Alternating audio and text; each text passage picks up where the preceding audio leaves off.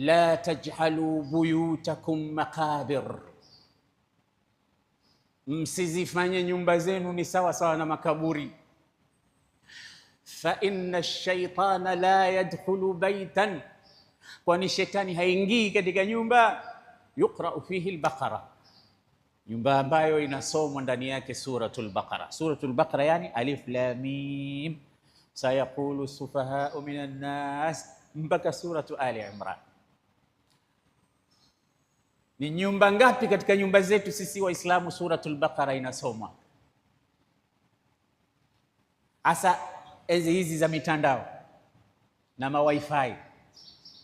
Basi kama haukusoma wewe wala mkeo wala watoto, basi hata kuiplay katika CD au katika TV na ma YouTube yalikuwepo, suratul Baqara inasoma mara ngapi, inasomwa lini, inasomwa saa ngapi? Ndugu zanguni, tunaenda hatua kwa hatua ku approach mwezi mtukufu wa Ramadhan.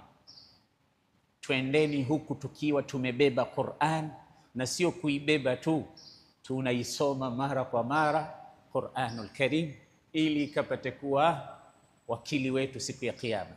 Aqulu qawli hadha astaghfirullah li wa lakum fastaghfiruhu.